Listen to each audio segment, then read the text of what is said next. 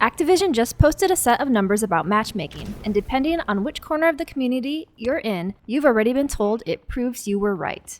I'm recording this on August 20th, a day before the Modern Warfare 4 beta opens, so some of this will have moved by the time you're watching. Quick note before I get into it, this release is about multiplayer, not Warzone. I'm playing Warzone while I talk because that's what I play. But every number in here is multiplayer, but anything SBM related, I want to know about. I'm not going to tell you whether skill-based matchmaking is good or bad. I don't think that's a question data settles. It's a question about what you want a game to be. What I want to do is go through what they actually released, what it can support, and what it can't, because there's a real finding in here. There's a genuine limitation, and there's one line in it that I think is more interesting than every statistic they published.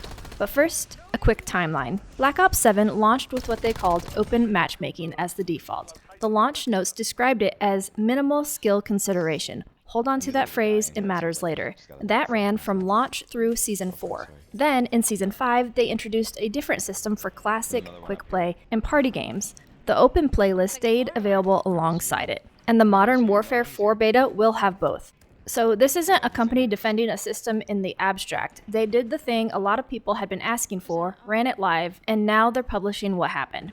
Whatever you think of the conclusions, that's a better setup than we usually get. Here's what they reported. For 80% of players in Black Ops 7 from launch through Season 4, open compared against standard produced 32.7 higher quit rates, 14.4% fewer kills per minute, 5.3% lower win rates, and 59.2% more not fun ratings. They also singled out Nuketown 24/7, where they say quit rates jumped 141%, and that their most competitive players were leaving 1 in every 3 matches. And they finished that post by saying quit rates skyrocketed and it was disruptive across every skill group. And since the Season 5 change, they report quit rates down across every skill group. For more than half of players, they dropped 41%. Search times down, average ping improved. Now, for more than half of players is doing a lot of quiet work in that sentence, and it's the kind of phrase that slides right past you. It's giving Sex Panther. 60% of the time, it works every time. Because a 41% drop for more than half of players isn't a 41% drop. It's a real number attached to an unspecified group, and we don't know who the rest are or what happened to them. Same with the 80% framing on the open comparison. 20% of players aren't in that headline. None of this is dishonest, it's just partial, and partial numbers get repeated as whole numbers. Taken at face value, though, it's a fairly clear result. They gave a large chunk of the player base looser skill matching, and most of them liked it less and left more. Now let's be careful because taken at face value is doing work in that sentence too. 4 things I'd want before treating this as settled. 1. What is a not fun rating? Turns out we know this one. It's a post-match pop-up. 5 options, extremely fun down to not fun at all, shown to selected players as a game quality survey. It's a perfectly reasonable thing to collect, but it's one question, one tap at the end of a match, but what actually goes into that tap? Because it isn't only measuring the match, it's measuring how you already felt about the game before you loaded in, whether you wanted the box off your screen, and for some people, it's a protest vote. If you've already decided the matchmaking is broken, not fun at all is sitting right there every single time. And I know people who hit it after games they did well in. There's also a selection question. Who gets shown this and when? And a player who rage quits mid-match? Will they ever see this pop up? My guess is not likely, which matters because quit rate is the other headline number in this release. None of that makes the metric worthless, it just means a 60% swing in that number is a swing in something, and how much of it is the matchmaking is a genuinely open question. 2. How was open configured and how was it compared? Looser skill matching isn't a setting, it's a range. It could be light, moderate, and those would produce very different results. We're told the outcome, not the input. And there's a detail in the Black Ops 7 launch notes worth repeating. Open matchmaking was described as having minimal skill consideration. Not none, minimal. So the comparison isn't skill matching versus no skill matching, It's one skill-weighted setting against another skill-weighted setting, and neither of those settings has ever been published, which means whatever these numbers show, they don't show what happens if you take skill out of matchmaking. Nobody completely took skill out, not at Black Ops 7's launch, not in the comparison, not anywhere in this release. And that cuts at the community too. If you played Black Ops 7 at launch and concluded, see, no SBMM is worse, you weren't playing no SBMM. And if you loved it and concluded the opposite, same problem. It's an experiment that, by Activision's own launch wording, wasn't the experiment we likely thought it was. And there's a question I genuinely like answered about how this comparison was built, because as far as I can tell, it wasn't made completely clear. Open was the default from launch, but the headline numbers compare open against standard over launch through Season 4. The window when open was supposed to be what everyone had. So who was in the standard group? Something must have been running alongside it. Activision have described splitting the player base for matchmaking tests before, and if it is, that's a genuinely strong piece of evidence. But they don't say, and if standard means a previous Call of Duty rather than a live comparison group, that's a much weaker claim wearing the same sentence. And there's a version of this that would be a real problem. If the two things being compared ran at different times, it isn't a clean comparison, because everything else moved too. Different seasons, different maps, different weapon balance, a different population. Season 5 also landed in the middle of a nostalgia wave that brought people back to the game. Any of that shifts quit rates without matchmaking touching a thing.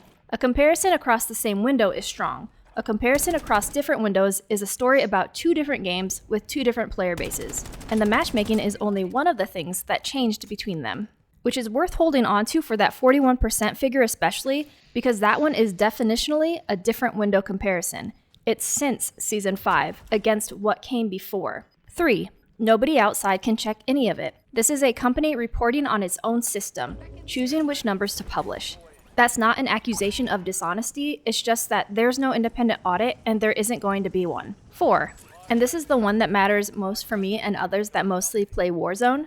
This is multiplayer, not Warzone. Different mode, different match length, different population. I would be careful assuming any of it transfers cleanly to Resurgence or BR.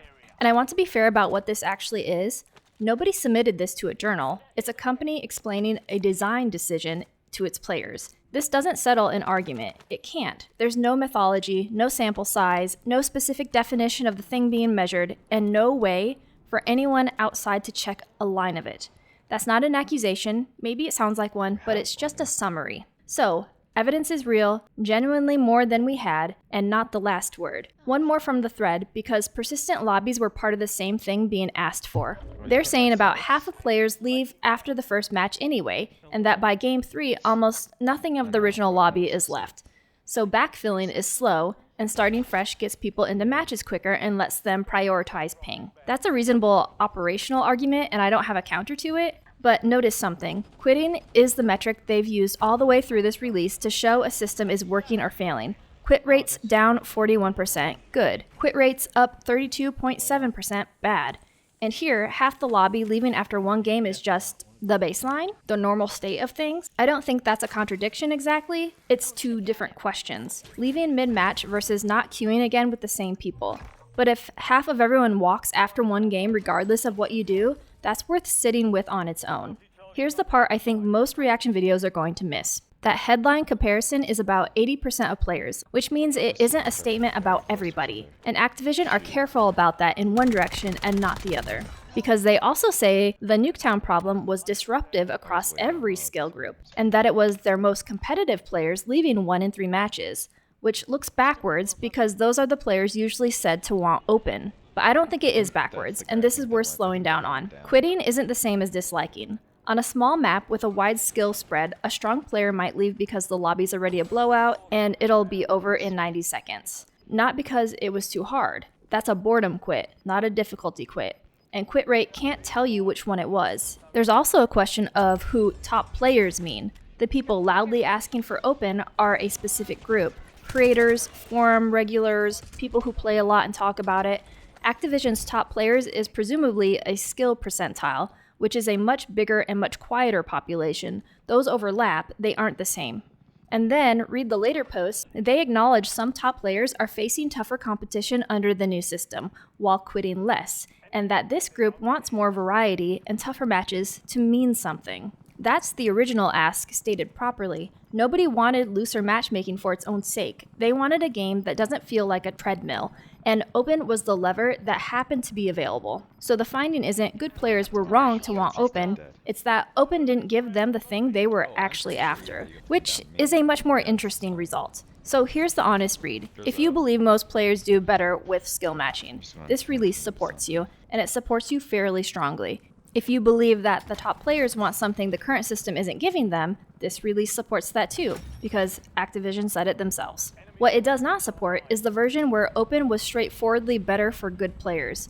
By their numbers, the quitting got worse for everyone. Those aren't contradictory positions. They're the actual shape of the problem. There is no matchmaking setting that's optimal for everyone simultaneously, because the players want different things from the same lobby.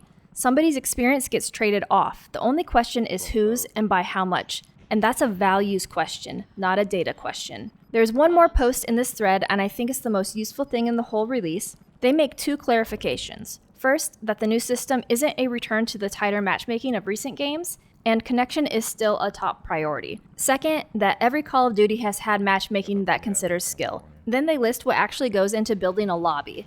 Location, time of day, playlist, party composition, platform, cross-play settings, player population, and that's the sentence I want people to take away because it dismantles arguments in both directions. If you've ever pointed at a lobby and said, that's SBMM, you can't know that. It might be. It might also be that it's Tuesday at 11 at night, the population's thin, you're queued with a friend well above your level, and the system took whoever it could find inside a ping window.